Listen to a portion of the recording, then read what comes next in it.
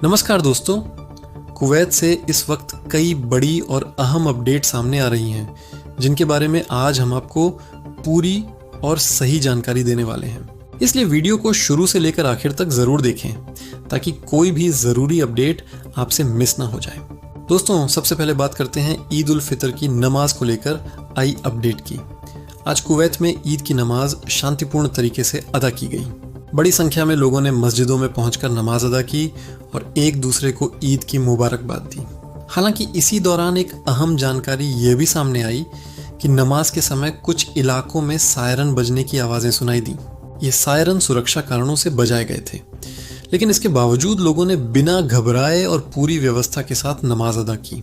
माशाल्लाह, बड़ी तादाद में लोगों की मौजूदगी यह दिखाती है कि लोगों का हौसला मजबूत है और धार्मिक गतिविधियां सामान्य तरीके से जारी हैं। अब आगे बढ़ते हैं अगली बड़ी अपडेट की तरफ। मिली जानकारी के मुताबिक आज सुबह मीना अहमदी रिफाइनरी में ड्रोन हमला किया गया। बताया जा रहा है कि यह हमला सुबह के समय हुआ, जिसके बाद रिफाइनरी के कुछ हिस्सों में आग लग गई थी। हमले के बाद तुरंत इमरजेंसी टीम और फायर ब्रिगेड को मौके पर भेजा गया और आग पर काबू पाने के लिए जरूरी कार्रवाई की गई। राहत की बात यह रही कि अब तक किसी के घायल होने या किसी की जान जाने की कोई खबर सामने नहीं आई है। अधिकारियों की तरफ से पूरे मामले की जांच जारी है और सुरक्षा व्यवस्था को और ज्यादा मजबूत किया जा रहा है। दोस्तों, अब बात करते हैं एक और बड़ी सुरक्षा अपडेट की। कुवैत के गृह मंत्रालय ने जानकारी दी है कि पिछले 24 घंटों में कुल 21 हमले किए गए। इन हमलों में ड्रोन और मिसाइल का इस्तेमाल किया गया था, लेकिन कुवैत की सुरक्षा एजेंसियों ने तुरंत कार्रवाई करते हुए इन्हें नाकाम बना दिया। बताया जा रहा है कि कई ड्रोन और मिसाइलों को हवा में ही मार गिराया गया। इन हमलों के मलबे अधिकारियों द्वारा इकट्ठा किए गए हैं। यह अपडेट इस बात को दर्शाती है कि सुरक्षा एजेंसियां पूरी तरह सतर्क हैं और हर खतरे का जवाब देने के लिए तैयार हैं।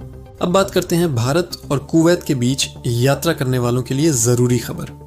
भारत सरकार ने जजीरा एयरवेज को नई फ्लाइटों की मंजूरी दे दी है। बताया जा रहा है कि भारत के 6 अलग अलग शहरों से कुवैत के लिए फ्लाइट सर्विस शुरू की जाएगी। हालांकि ये फ्लाइटें सऊदी अरब के कैशुमा एयरपोर्ट के जरिए संचालित होंगी, यानी फ्लाइटें पहले सऊदी अरब पहुंचेंगी और फिर कुवैत जाएंगी। इस फैसले से यात्रा करना आसान हो सकता है, खासकर उन लोगों के लिए जो नौकरी या परिवार के सिलसिले में नियमित यात्रा करते हैं। तो दोस्तों, ये थी कुवैत से जुड़ी आज की बड़ी खबरें। अगर आप ऐसी ही लेटेस्ट जानकारी पाना चाहते हैं तो वीडियो को लाइक और चैनल को सब्सक्राइब करें। इस वीडियो को अपने दोस्तों के साथ ज़रूर शेयर करें ताकि उन्हें भी सही जानकारी मिले। धन्यवाद।